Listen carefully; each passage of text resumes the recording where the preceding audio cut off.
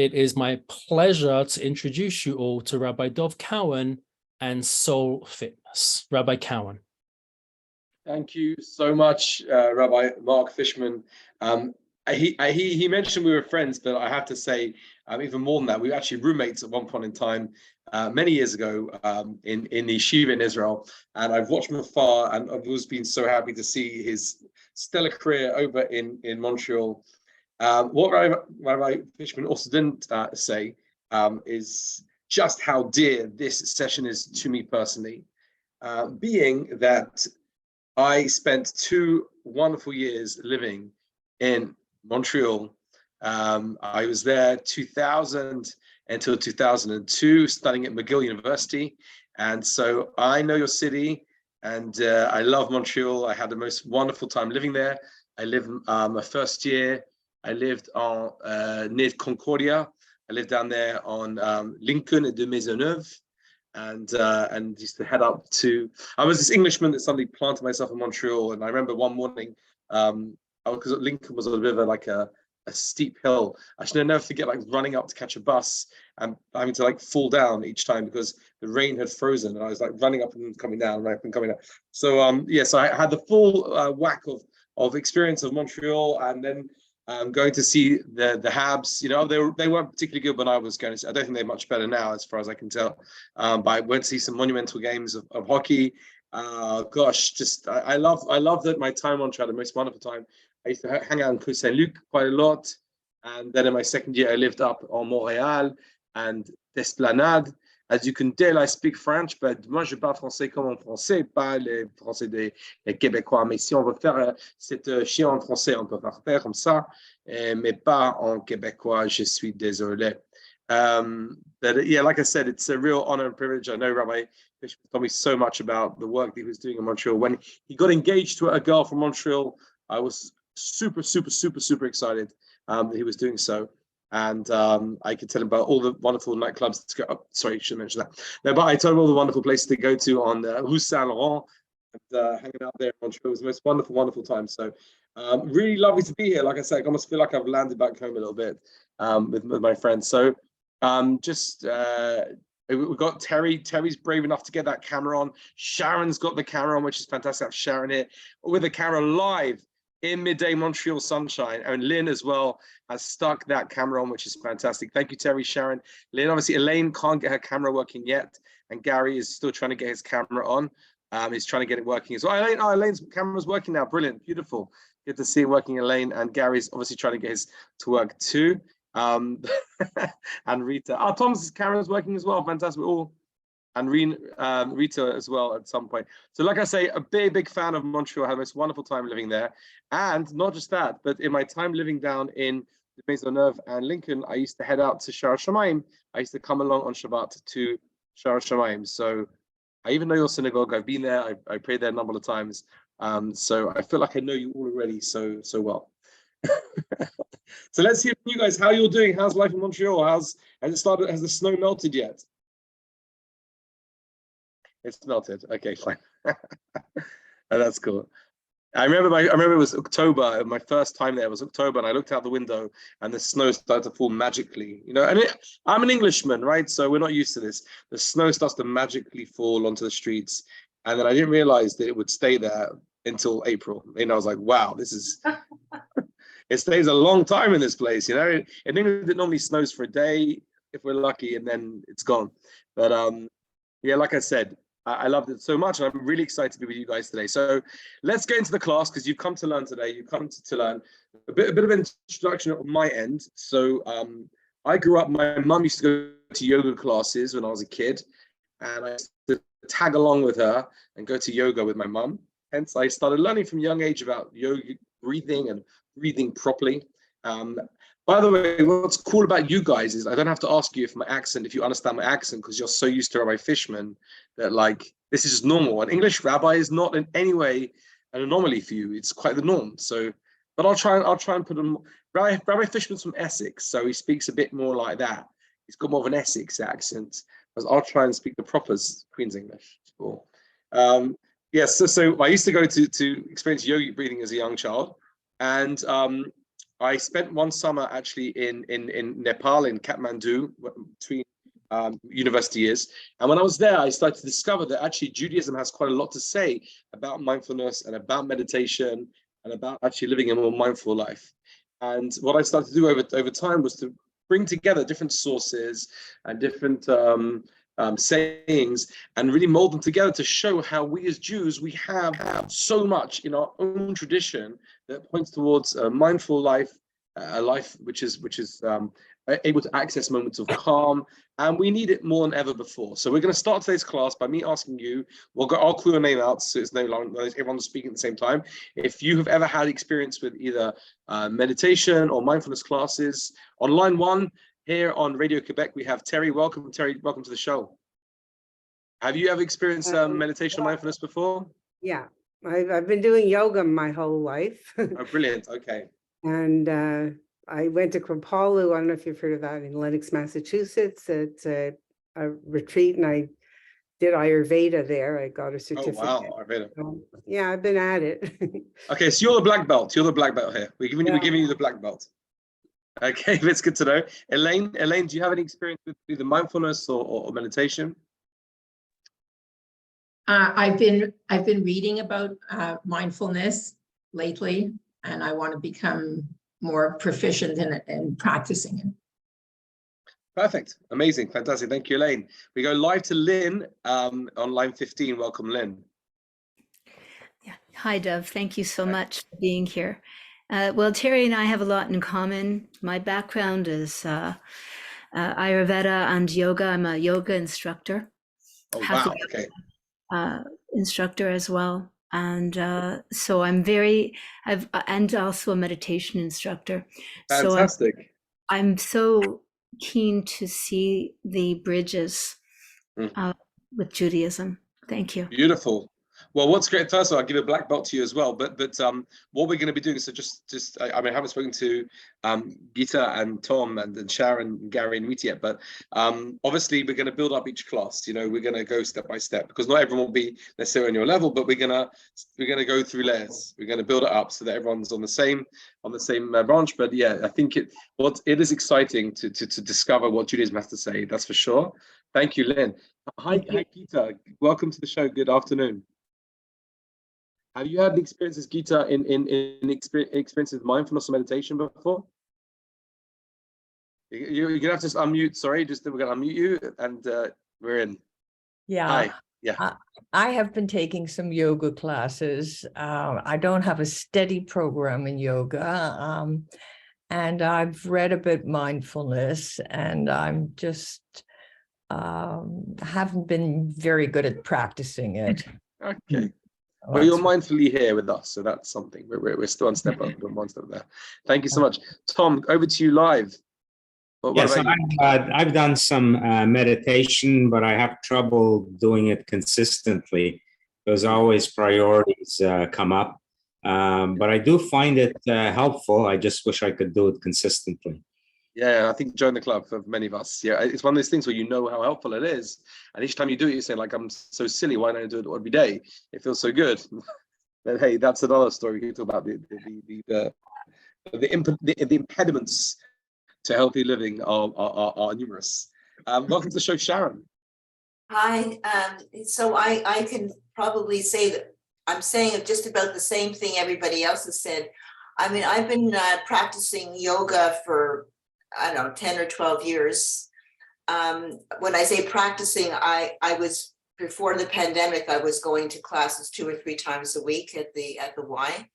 And now recently I've been doing it in the morning, about a half an hour on my own, but it's not the same. I enjoy yoga. I like it very much. Yeah. Meditation is the same thing everyone else has been saying. I started to use meditation about 15 years ago, maybe even longer, but I find it very hard to do it consistently. I like to be able to have the, I don't know what you would call it, the patience to sit. I think in Yiddish they call it Sitzfleisch, right? But so yeah, if there was a trick to be able to do it every day, to have wherewithal to do it every day. I think I find it very helpful when I do use it. Yeah. Definitely. Yeah, for sure. Thank you, Sharon. This is great. Over to Gary. Welcome to the show, Gary. Thank you. Actually, I'm thinking back about 60 years ago, I took a course called Silva Mind Control. Huh. And it was given Okay. by a guy named De Silva, and I went for a whole weekend. It was very intense. So I would say Wow. that was a kind of meditation in a way. We were doing the same ideas, but I never really continued much. But then in the more recent times, I've done some meditation classes, and I try to do, I have some things recorded, and I Okay. find that they're very good, very relaxing, but often will make me fall asleep. It's a good thing. That's a great thing. So my half an That's hour when I give my class. meditation, Yeah. it becomes an hour sleepy instead of a half an hour. You know, people, I do lots of meditation classes here in London, and occasionally people will come up to me and say, you know, Rabbi, I fell asleep. I'm like, great, that's a good thing. You know, your body needed that. Your body was somatically, your body needed to relax, and you did that, so it's a good thing. Yeah. Okay, so very good, Gary. So you've also got experience. Fantastic. Yeah. Is Tom, if you want to come back on, you're welcome to come back. Oh, yeah. You're there. Okay, Barry, you already spoken. And Rita, because when the camera went off, and Rita, I don't know if Rita's there, and Katerina, if you want to join us. If not, that's okay. If you want to let us know if you were had any experience before on with mindfulness and meditation. Katerina, yes, hi, Katerina. Yeah, hi. Sorry, I'm in the car, so I'm not showing my face. That's okay. Yeah, I have done some. Maybe for a year and a half, a weekly class. Okay. But a few years ago, and it was kind of helpful. But again, doing it consistently is a challenge. Yeah, definitely. I think really it's for all of us, really, isn't it? We have this challenge to do things and stay consistently on it, and this is the big thing. So great. So okay, that's good for me also to get to know you a little bit, to hear your voices. You know, I don't know any of you yet. Hopefully by then we'll become, you know, friends and we'll know each other. But it's very hard, you know, just to see faces. But first of all, thank you every single one of you put your camera. Well, most of you have put your cameras on, so I know you're there. It's so good to be able to interact in this way, to have you there with us. We're going to go on with the class. If I may, I'll jump Rita, in. yes, yeah, no, I did call you, Rita. I wasn't sure if you were there, so a massive apology. Rita, you're with us, of course, live to Rita Tenenbaum on line 13. Yes, here I am. I have a bit of a cold, so I don't look my best. So That's okay. I'm not going to show myself today. That's However, okay. I was introduced to Jewish meditation at my former shul, which was a Reconstructionist one in Montreal. Okay. I've been on weekend retreats doing complete meditation and discussion. And I use the breathing very frequently, to fall asleep, which is inevitable at night. And at any time that I feel that I need to just stop and rethink what I'm doing. And I find it just a part of my life at this point. Brilliant. Fantastic. Okay, great. So it's what I'm seeing is really everyone's had some sort of an introduction, at least, to mindfulness or to meditation. And what will be nice, I think, because we've got 3 sessions together, you know, we'll grow together. We'll go step by step. Today's class is really a bit more introductory. But what I'm doing each time, you'll see, is I'm just trying to introduce you to the Jewish side, Jewish sources, Jewish, as we say, Hebrew mekorot. To show how, whether from the Gemara, from the Talmud, or from the sages over the years, they've always been pointing to something called mindful living, to being present, being mindful, being in the moment. You know, it's so funny. We just now had Seder night, and I'll just share this with you. It's something really fascinating. We towards the beginning of the Seder night, we say a word. We say mitchila avosenu hayinu Avodah Zarah. At the beginning, mitchila Avodah Zarah hayinu avosenu. Our forefathers worship idols, and they use the words mitchila. And one of the great Hasidic Rebbes from a sect called the Slonim sect, he says something so powerful. Mitchila means from the beginning, like nostalgia, like way back when our forefathers worship idols. So he changes the word, the punctuation slightly, and he says mitchila originally, i.e., when one has a mindset of constantly thinking in the past, I'm always living in the past. I'm always thinking back about what happened and how things used to be. As they say, nostalgia isn't like it used to be, right? So when someone's always thinking about the past, that's like an avodah zarah. It's like a sort of a foreign way of serving God. It's a foreign way to serve God when you're constantly thinking about how things used to be without being present in this moment. But however, as Jews, it's interesting. We know just how important it is for us to draw on the past, to be cognizant of the past, be cognizant of our history. Today is Yom HaShoah, right? Today is a day where we are all mindful of what happened in the Shoah, and we don't just say whatever happened in the past happened, we don't go revisiting. We know how important it is. Pesach, the whole purpose of Pesach, I was on BBC Radio talking about Passover to non-Jewish people, and one of the main things I was focusing on was how vital it is for us as a nation to be able to go back into our past and know that we have a rich history, and to be able to hook into that history and see ourselves as another link in the chain as we go forward into our destiny. So we do understand about past and we understand about future, but we also know how important it is to be in this present moment in time. So what I'm going to do is, I've got a little kind of slideshow, if that's okay with everyone, and I'll go through the slideshow with you. I'll come on and off the slideshow as we speak. But the purpose of really today's class is really just to ask, what is Jewish mindfulness? Is there such a thing as Jewish mindfulness? For those of us who mentioned mindfulness, what even is it? Again, some of you have been to some classes, some courses. So let's jump in with this. I've got the slideshow. Any point in time, guys, jump in with questions. If I can't see you because I've got the slideshow, just unmute yourselves and jump in with questions. The more interaction, the better. We can do it in any language. I don't speak all languages, but hey, be fun. We can try to learn a new language. But we can jump in really and come through. So let's go. I'm just going to share the screen with you and we'll go in. Okay, so I'm going to hit this here and I'm sure you guys can see this. 1 second. Boom, ba-dum. The slideshow, and we're going to start. Can you see this? Does everyone can see this? Yeah? Okay, cool. Okay, fine. So like I said, the real thing we're going to be asking today is there such a thing as Jewish mindfulness? And what does that look like? Defining, what mindfulness actually is. So it looks like a lot of you know this already, but let's do some chazara here, some revision.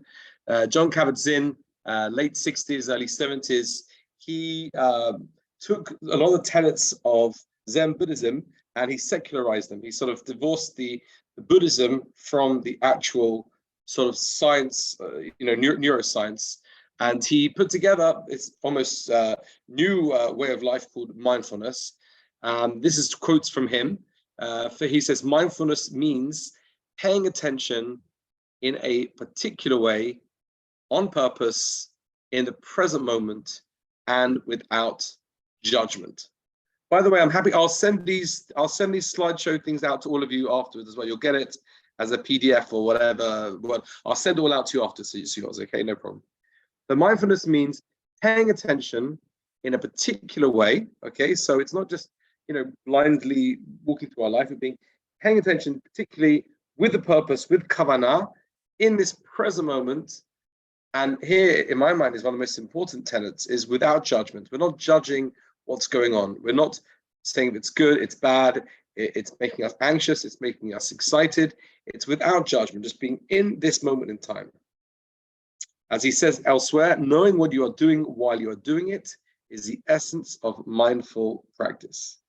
Knowing what you're doing while you're doing it. Now, just by way of introduction, I'm a father of 5 children, of which some are in the garden right now, outside playing, going absolutely meshuggah. So I can tell you myself just how I'm living through this exact moment in time of just learning myself to be knowing what I'm doing while I'm doing it. So I was just now cooking, getting the dinner on for the kids, and running here, running there. And it's so easy to lose ourselves and not be cognizant of what we're doing and while we're doing it. So at one point just now I sat down, I'm like, what am I doing again? Why have I sat down? What do I come to get? What am I picking up now? We're just and find ourselves flowing from different mindsets. And this really leads on to like the next point, which is why is mindfulness so popular? It really has taken a big boost since John Kabat-Zinn started his movement in the late 60s, early 70s. In the past 10 years, I moved to England in 2012. Very few people were talking about mindfulness then. It was just a smattering of people.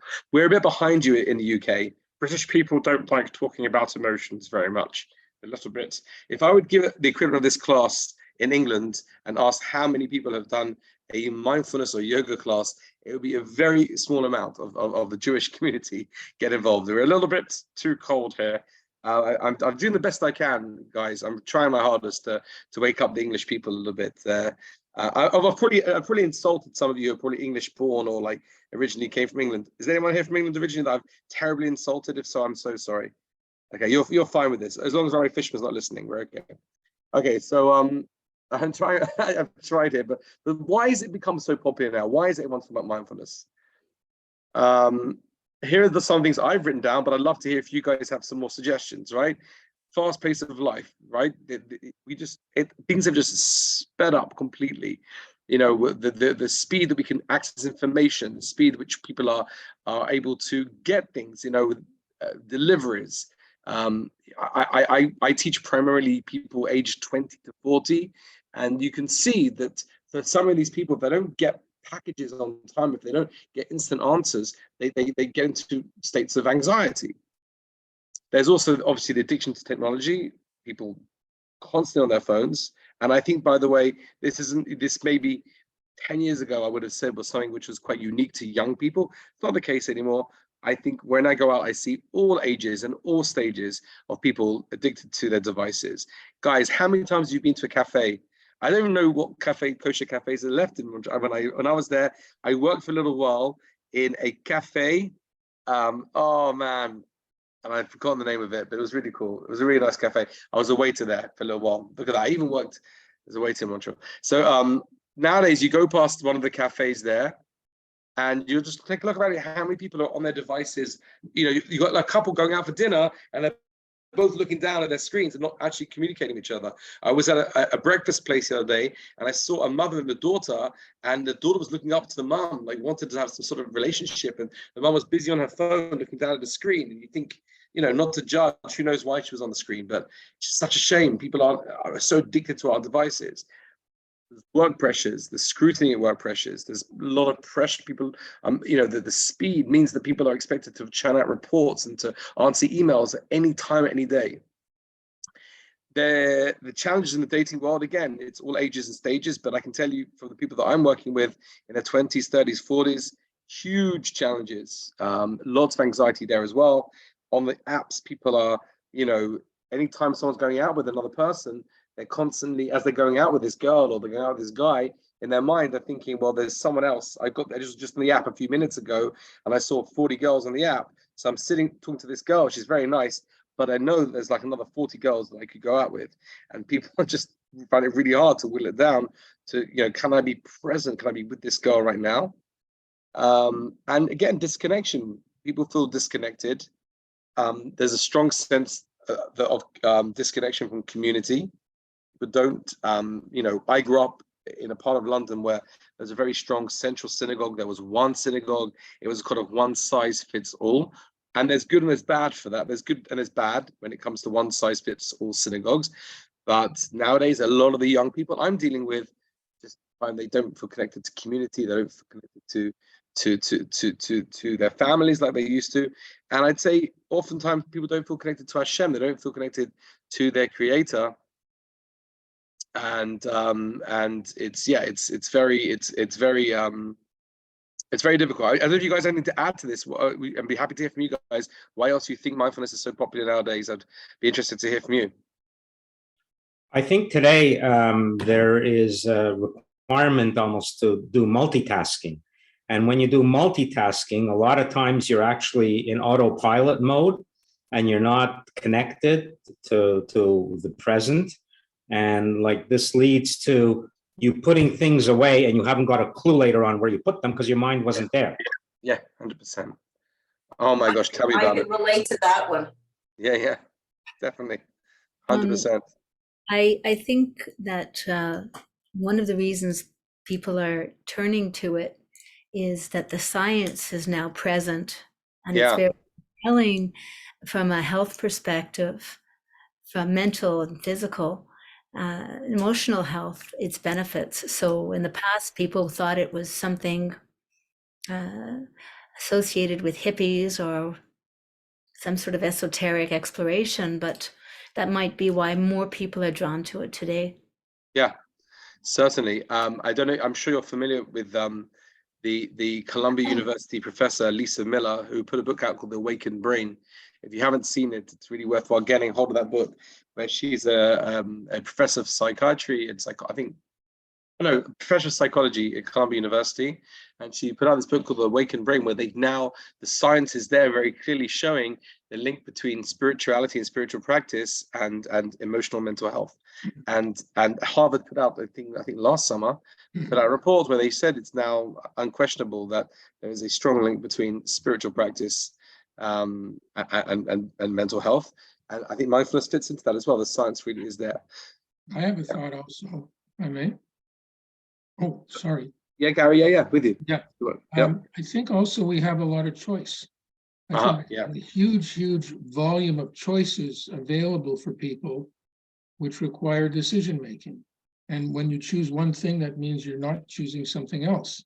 So this sort of FOMO, fear of missing out. 100%.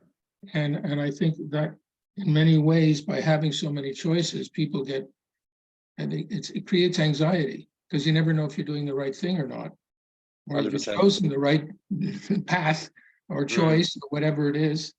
And so it becomes very difficult to live your life with so many choices. Certainly. When I was a kid, again, we as a family keep kosher. Even as a kid, we kept kosher. So my sister went to New York when I was maybe 10, and she took a photo of the store that had all the salad dressings. And there were like 50 different types of salad dressings. And I remember she showed us this photo, we were all laughing like, oh my gosh, how can you have so many choices of a salad dressing, But that's part of the problem. You come into a shop now, there's not just one salad dressing, there's 50 salad dressing. I often tell, again, I just when working with these young people that I am, that are involved in the dating process and they're struggling. I always say 150 years ago, in the shtetl, there was Moishi and there was Sarala, and there weren't that many girls, there weren't that many guys. Maybe there was another girl in the other shtetl, or maybe someone knew someone in Warsaw, but there wasn't such a big pool of people that you were thinking about or comparing yourself to. But now every girl, when she goes out on a date, being compared to every supermodel in the world, and every guy is being compared to every, and there's this huge choice. People feel they've got a massive choice, and it takes a certain mindset to be able to overcome that barrier. But yeah, choice is a big problem. People need to learn how to land and be mindful. Based on what Lynn was saying in the science, actually, Lynn, you mentioned the science. So I decided to go and take a course in MBSR, which is mindfulness-based stress reduction. So I took a course here in London to understand the science better and to understand the practices of mindfulness. And with your permission, I kind of whittled it down, and feel free to disagree, but I whittled it down to 3 main tenets that I feel that mindfulness was speaking about, or at least MBSR was speaking about: mindfulness-based stress reduction. That's the name that's been given to sort of the science of mindfulness. It's a way to reduce your stress through mindful practice. And there are 3 main tenets, and these are 3 ones that I found were really, I think, stuck out for me. Number 1 was the focus on breath. There's a strong emphasis on focusing on our breath, coming back to our breathing, coming back to that place, taking away from our head and coming down into our lungs, away from all the chatter, the monkey mind, the horse mind. I think they say in Eastern Europe, there were no monkeys in Eastern Europe, right? So there's the horse mind, this chattering brain, and coming away from that into our lungs, away back into our body, is through breath. So that was one of the main things I found that I learned from secular mindfulness. The other one was this real emphasis on living in the present moment. Like I think I quoted before that quote from John Kabat-Zinn. And thirdly, this curiosity and open-heartedness. living life with a sense of wonder. That really everything has, you know, a lesson to teach us, that things that we've walked past many times, you know, it could be a flower on our driveway, it could be a tree on the way to work, it could even be our child's eyes. We have to come back again and see it with a sense of wonder and live life constantly with a sense of wonder. Now, again, for those of you who experience or learn more, you may disagree, which is fine, or I don't know if you agree. I found these three really to be the main tenets that I took from that course. So I asked the question to myself: do these three tenets, these three fundamentals, can we find whether Judaism speaks about the same things? Now, I don't know again how you all grew up, in which kind of synagogue, if you grew up in Shar Shamayim, how many of you grew up in Montreal, but I can tell you just for myself, and you'll tell me if you agree or not. My synagogue, when I grew up in, was a sort of a modern Orthodox United synagogue in London. I went to a school which was probably kind of similar to Yalik, I would say, that kind of school, a place called Emmanuel College, similar to like Herzliya Bialik, that kind of school.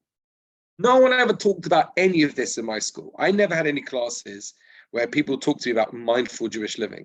I learned about, you know, I learned a bit of Gemara, I learned some of the laws, and I learned about Jewish history, but no one ever taught me that Judaism has anything relevant to say about mindful living. No one ever taught to me in my synagogue about prayer that was mindful, that there was prayer that was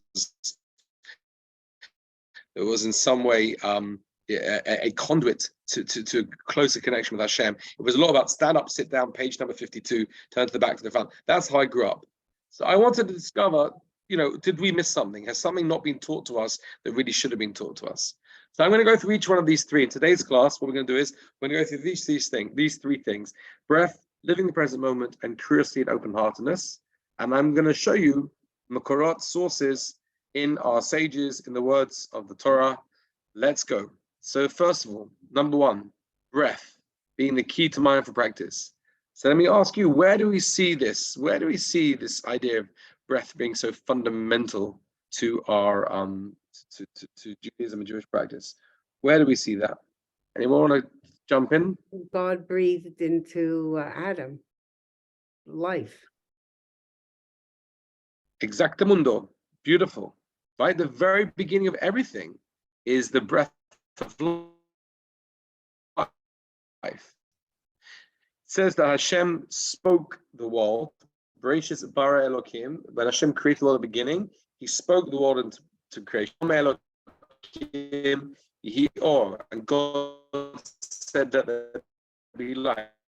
Vayom Elokim, and God said, let there be trees, let there be fish, let there be everything. God, so if you see, I have the English here. Again, I didn't know how many people spoke Hebrew, English, whatever's easier. I just put English. I find English just is better to have English for everyone. I think it's a bit of a denominator. So this is from Genesis, from Bereshis base Zion. In Hebrew, it's Vayipach ba'apav nishmas b'chaim. Hashem, God, formed the man of dust from the ground, and he blew into his nostrils the soul of life, and thus man became a living being. Thus, the emphasis on the word thus. Rav Shimshon Raphael Hirsch and other rabbis discussed this idea that man became a living being through that point of the life being blown into the nostrils of man. It was this active force of life being blown in. Above here, as you can see, I've shown you that the word for soul, neshama, shares the root with the word breath, neshima. Neshima, linshom in Hebrew means to breathe. And neshima is a breath. And neshama is a soul. Essentially the same word, really, right? We are constantly being reminded each time we come back to conscious breathing. We are being reminded of that first moment of creation, and to us to be able to actually breathe properly, to focus on our breath. Someone to add something? I don't know if there was no. Okay, sorry. Yeah, I mean, and again, this goes to show, we said here that why is mindful breathing so important, right? It's a constant in our lives, lowers the center of gravity, it's the essence of being alive. Science, I don't know if Lynn mentioned science before, right? We've seen the importance of breath in rest and recuperation, right? The way we breathe allows our body to recover properly. And something which is also vital about breath is its simplicity. It's something so pure and simple. We don't have to buy anything. We don't have to necessarily learn a new skill. There's only how to learn how to breathe. We have to learn how to breathe correctly. We have to learn how to breathe diaphragmatically. We need to have to learn to breathe to get more oxygen into us. Okay, but essentially, we are, you know, it's not something that someone teaches you. In fact, which is something which is quite mind-blowing, is that a baby, when the baby's born, it's been inside the mother, it hasn't been breathing, and suddenly when the baby emerges, it just knows naturally how to breathe. The lungs open out suddenly, and then the baby just breathes. No one comes and teaches the baby how to breathe. Doesn't say, oh, come on, you have to go, and then out again. The baby knows automatically how to breathe. And so we're going back again to the simplicity. We're going back to a simple place.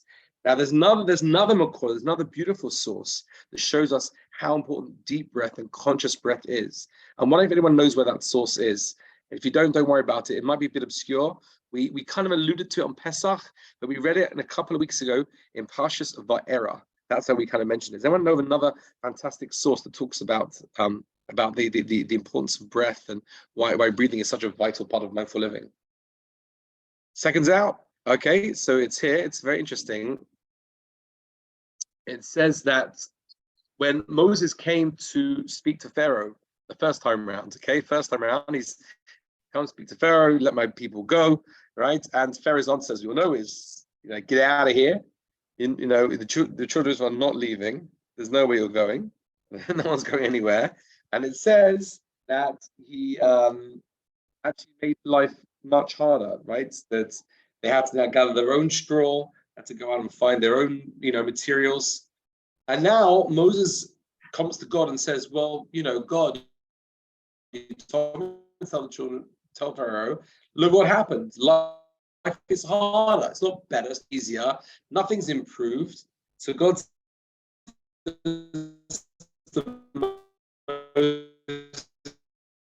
says, don't worry, the faithful servant goes speak to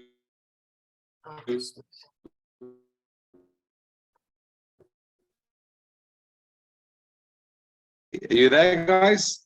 No, it's not very clear. Surge somehow. no, you're losing, we're losing your audio.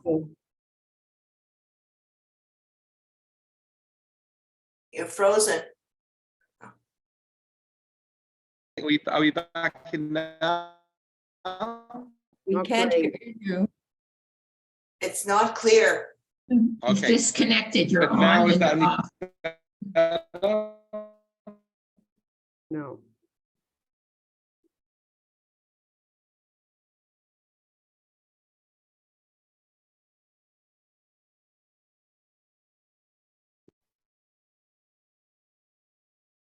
I'm just going to go everything just refreshed.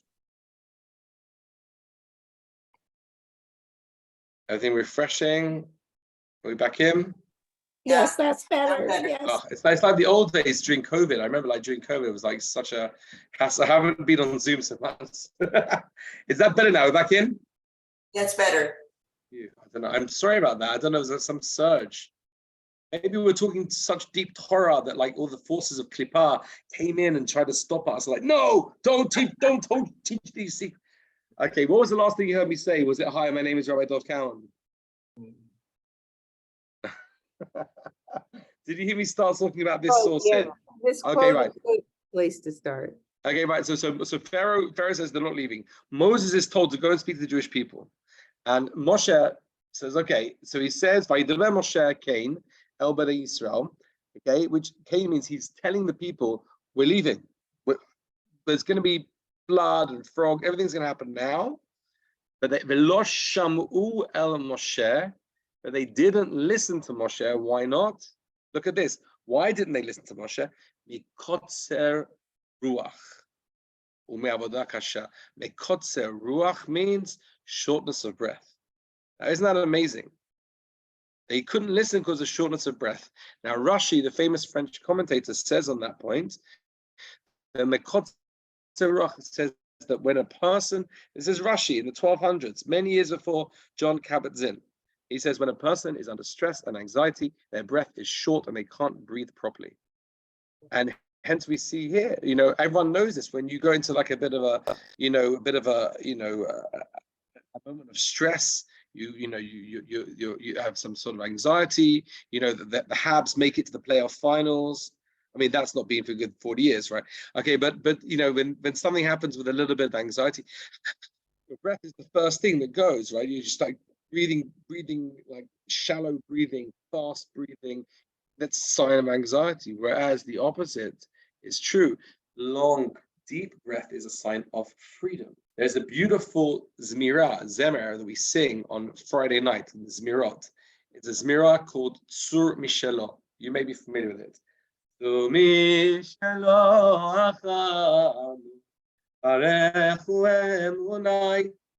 might get a job at Shari Shemaim as a chazan, who knows? But Tzur Mishelo is very, very beautiful. And we say at the end of that zemer the following words: Ruach Apenu Moshiach Hashem. Ruach Apenu, the breath of our nostrils, Mashiach Hashem, the Messiah, the Mashiach of God.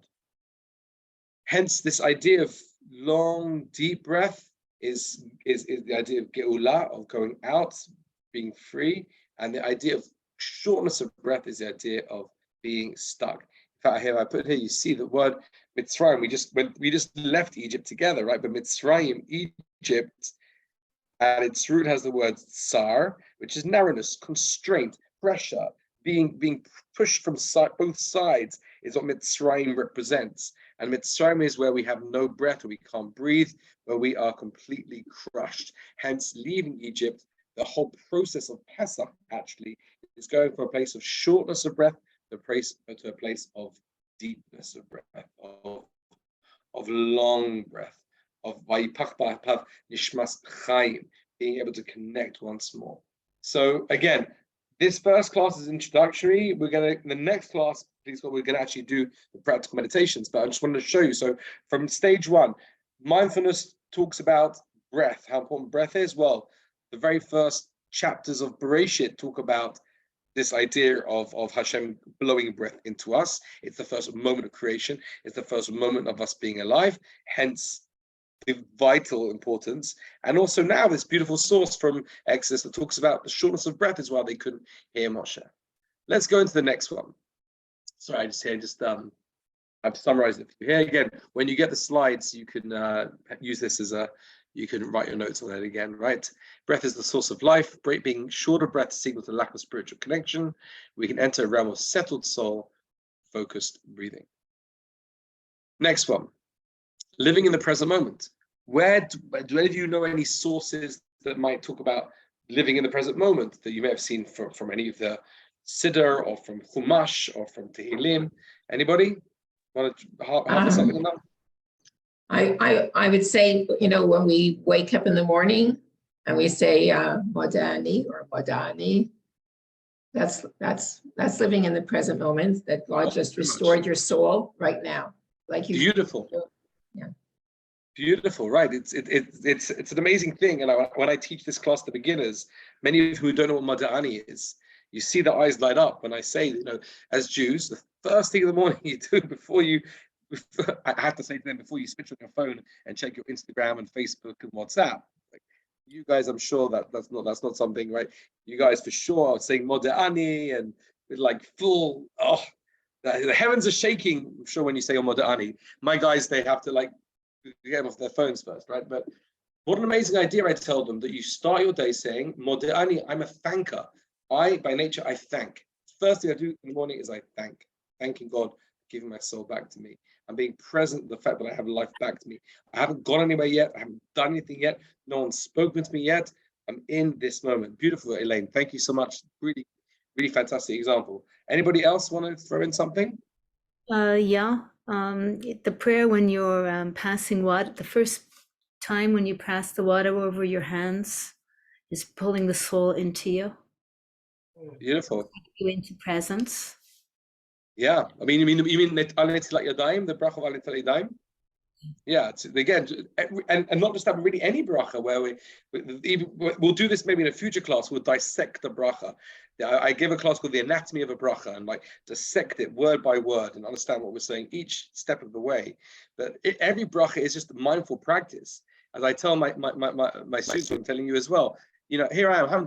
I made this big cup of herbal tea before we started, which looks like stardust. Look at that. It's here now. You can see it. Okay, I'm English, so I drink tea. It's not black tea. I apologize. I hope you won't complain to Rabbi Fishman that I'm drinking herbal tea. But I haven't said a bracha yet. But as I'll tell you now, how wonderful that before I drink from it now, I'm going to be mindful of the fact that shahakol niyeh bevoro, everything in the world is brought into existence by the word of my Creator. I'm pulling God into this present moment just with a bracha. Brachas are basically mindful practices, and I'll say the bracha now. Baruch atah Adonai Eloheinu melech haolam shehakol niyeh bevoro. I haven't had a chance to have my tea yet. Look at that. So let's go here. That's fantastic. Thank you, Lynn, for that. Here's a beautiful source I really want to share with you from one of the great teachers of all time. He's an MVR. You guys have MVPs, right? Guy Lafleur. Who's the other one? It's Guy Lafleur and Jacques Plante. You know, So I have my MVRs. They're my most valued rabbis. Unfortunately, Mark Fishman is one of them. On the lower level, he's like in the kind of not in the hall. He's not a Hall of Famer yet. You might get him there one day. But my MVR of all time is Rav Cook, Rabbi Avraham Yitzchak Cohen Cook. But my other MVR next to him is someone called Rabbi Nachman of Breslev. So Rabbi Nachman of Breslev, the great Hasidic Rebbe, who lived in Ukraine, end of the 1700s, beginning of the 1800s. Watch this. Look at this amazing source from Likutei Maharan, the teachings of Rabbi Nachman. Okay, he's taking it from a pasuk, a verse in Psalms.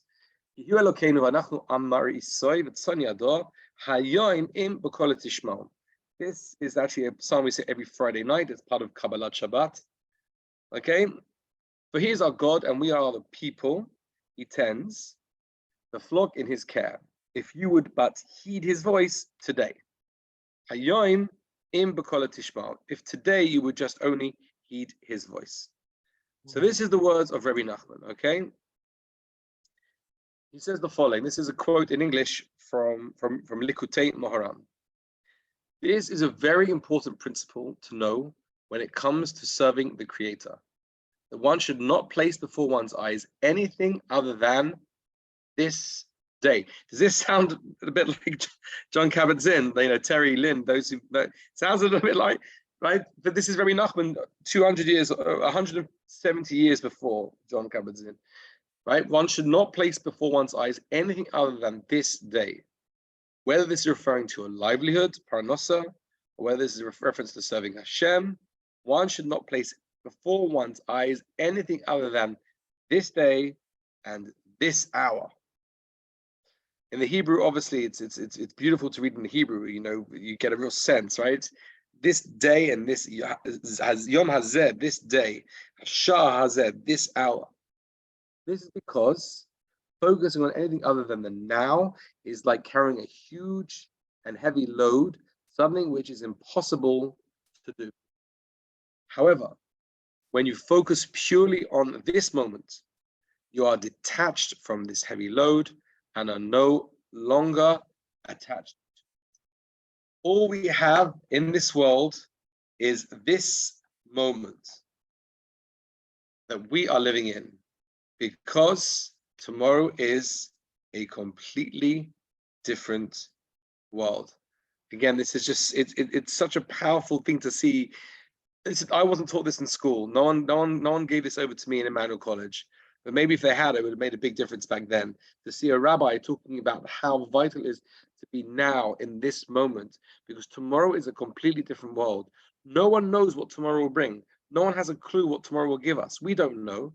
I think the whole coronavirus episode taught us maybe one thing more than anything else, that we made plans for 2020. If you remember, everyone had their big plans, what they were going to do in 2020, 2021.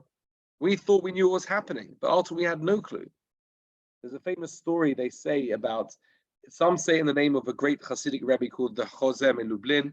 Others say it in the name of, I think there's some other, I can't remember which one is, another rabbi. A famous story that he was leaving in the morning in Poland in the early 1800s. He was walking out to go to shul, and these Polish policemen started to whack him and started to jostle him. And they said to him, "Where are you going, Jew?" And he turned to them and said, I don't really know. And they said, "You don't really know? How insolent and how rude can you be to the soldiers of the king?" They clapped him in chains and they threw him in the dungeon, the local dungeon. That night, the king comes down to speak to them, to this Jew, to the Rav, and says, you despicable, insolent Jew, my soldiers asked you where you were going, and you said you didn't know where you were going. How dare you speak in such a way? Explain yourself. So the rabbi turned to him and said, "Your Honor," said, "this morning, when I walked out of my door, I thought I was going to shul, and I ended up in a jail cell. So you see, I really didn't know where I was going. I thought I was going here, but I ended up there. I didn't know. And the truth is, we don't know where we're going. After this class finishes, you all got plans where you're going this afternoon. You know, some of you are going to go to IGA, or some of you are going to go to to maybe to Atwater to see the old forum. Maybe some of you will go to Montreal Park and to check out, you know, some of you might go to Place Montréal, to the Vieux Port. I don't know. Some of you might go to all different parts of Montreal. You might have plans of where you're going, but ultimately, who knows? I don't know if any of you had a day. I like asking this question because it's always a nice story it comes to. Has anyone had a day where they've woken up in the morning and they've kind of gone to sleep that night in a completely different city they were not expecting to be in that day? Because it's amazing. It's happened to my friends, maybe not on the same day for me, but in the same week, where you wake up in the morning, you think, okay, tonight I'm going to be in London, Ontario, or tonight I'm going to be in Toronto, and you end up that night in Vancouver, and there's something happened. Someone called you. There's a wedding. We need you. You need to come here. We need you there, and you can end up somewhere totally different. And that flexibility to know, right, that we don't know what's happening is a big key. It's a big key to the joy of life. Because when we get so stuck in our way, it has to be a certain way, right? We don't know what's happening. And therefore, Rabbi Nachman says, all we have really is this moment, because tomorrow is a completely different world. Now, this doesn't mean we should be irresponsible and not make plans. And, who knows, let's just live for the moment and just forget about everyone else, live selfish lives, indulging in our own presence. No, we have to be responsible. And we have to, be part of society. And we have to make plans and make dinner dates and lunch dates to see our friends. But ultimately, it has that moment of that real deeper awareness, understanding that all I really have tangibly is now, is this moment. That's all I've really, really got, right? And there's a beautiful poem here. I'll show you a lovely poem here. That this is in Hebrew. It rhymes. It doesn't rhyme in English, I'm afraid, but it rhymes in Hebrew. I'll say it to you in Hebrew first. Ha'avar ayin, ha'atid adayin, v'ha'hoveh keheref ayin, da'aga minayin, which the past is no more, and that is true. The past only exists in our minds, in our brains, or maybe in a photo or a video, but it doesn't actually exist anymore. Ha'atid adayin, the future is yet to come. And like I said before, no one has a clue what tomorrow will bring. We don't know. Tomorrow we could all be meeting in person in Jerusalem with Rabbi Fishman dancing at the Kotel. And not just the Kotel, we could be dancing in the Beis HaMikdash. And I believe that. I do believe that. Because I don't know what tomorrow will bring. And the present just passes like the blink of an eye. The present's already the past. That second is just now gone. That second that happens now is already the past.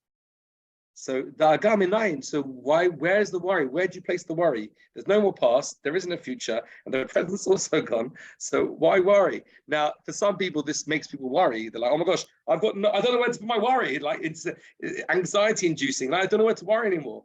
I know some people that love worrying. They absolutely adore worrying. They live to worry, you know, they love kvetching about worrying. Take away their worrying, they're like naked if you take the worrying away from them, right? I know a few people like that, but ultimately, you know, there isn't really a place to worry because we don't really know what happens tomorrow. And all we have is this moment in time. And as I've showed you now, it's a beautiful quote from Rabbi Nachman of Breslov that really brings that out. I'm seeing the time now is 57. And I know we have to finish, we're finishing Rabbi Fishman on the dot. So we'll just continue on next Tuesday. We'll continue with number 3 we got next week. It's nice, like a teaser, you know, like you say, hey guys, we had this class, it was really cool. And like, we got number 3, like I'll give you like a teaser. Look here, there's a whole teaser coming. No, the teaser is paying attention and focusing on the mind, which is also about the idea of what we call hitbonenut, the mitzbonen, where that comes from. And I'm really excited to see you next Tuesday. It's, you know, it's getting to know you each week. It's gonna be fantastic.